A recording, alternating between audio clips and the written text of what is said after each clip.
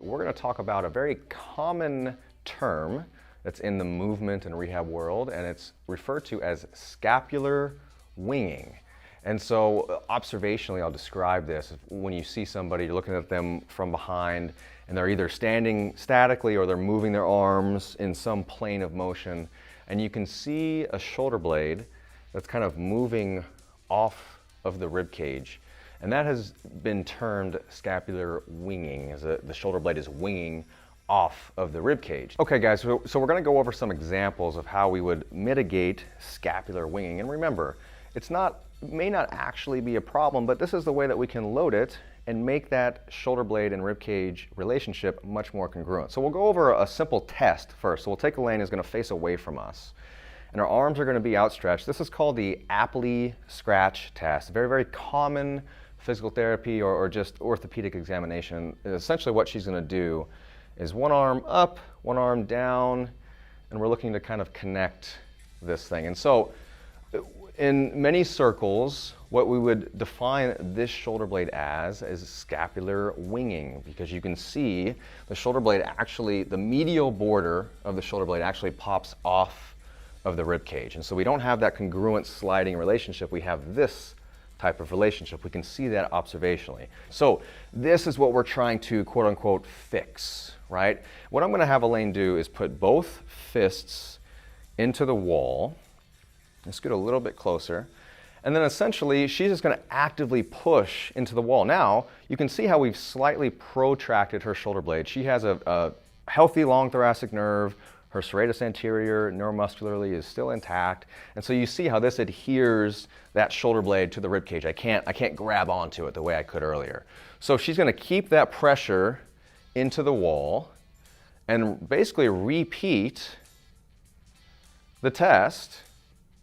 And now you can see she's able to reach behind her, albeit maybe not as high, but this is plenty high enough for functional activities. And look, there's much less for me to grab onto here. You still get a little inferior border wing, but not nearly as much as if she just tries to reach for range and lets that shoulder pop forward, and then you see that. So the idea is just gain leverage, and then boom, scapular winging is quote unquote cured. All we did was cued rib cage position. And she can do that, hold this exact position, because that's a good position, and then just let this arm relax. Boom. So she can actually hold this position, has a congruent relationship, shoulder blade and rib cage, and we didn't stretch, strengthen, cure anything. All we did was cue a position.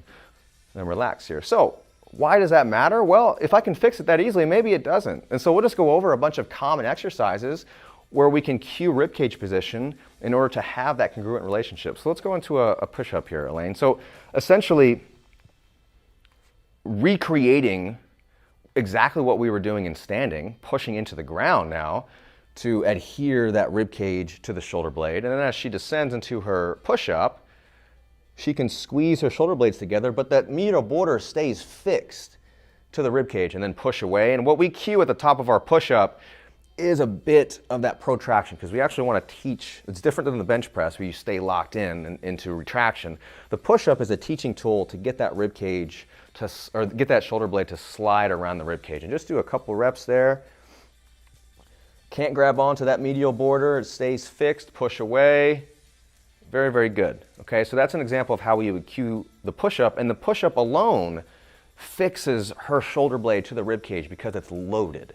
And that's why we say loading can quote-unquote cure scapular winging without any extra cues or exercises. Lay on your side, facing away from the camera. We'll also take this into the open chain. And what I mean by that is your hand is free in space, because that's usually how we use the upper extremities. Our feet are typically fixed to the ground in the closed chain, and our arms are free in space. The push-up that we just described is a closed chain activity, but we want to restore this position in the open chain too. So I'm just putting Elaine's shoulder up to the ceiling here, and just let this thing kind of relax. And so there's not much tension here. I can actually, if I try, I can actually get under this shoulder blade with my fingers, and so there's not a whole lot of tension.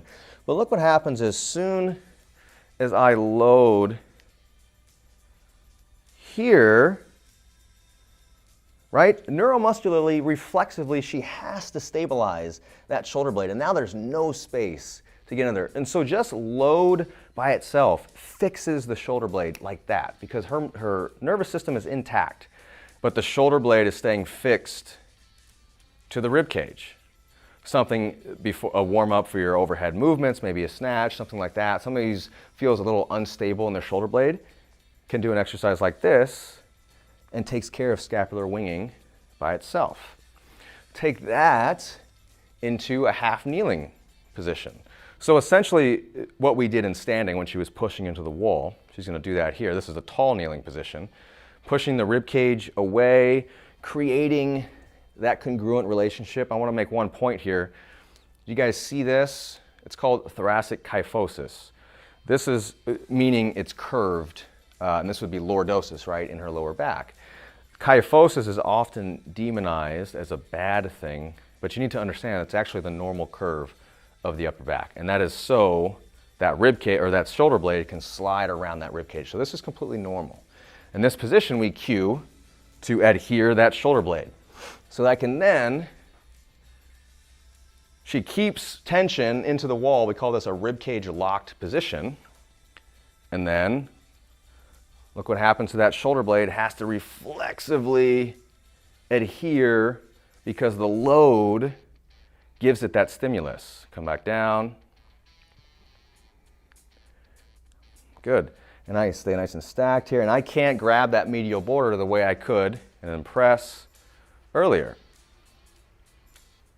Good. And it's not easy, but you can see nice adhered relationship. Come back down. Now reset. So push into the wall with that left arm. Good.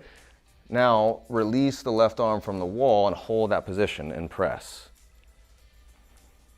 So our quote-unquote cure for scapular winging is loading her, come back down, with a variation and then relax, with a variation that reflexively tests the neuromuscular control of her shoulder blade, right? And you notice I didn't give her a yellow TheraBand to do, rotator cuff exercises below 90 degrees. I gave her an unstable load, and she has to automatically fire those muscles because everything works.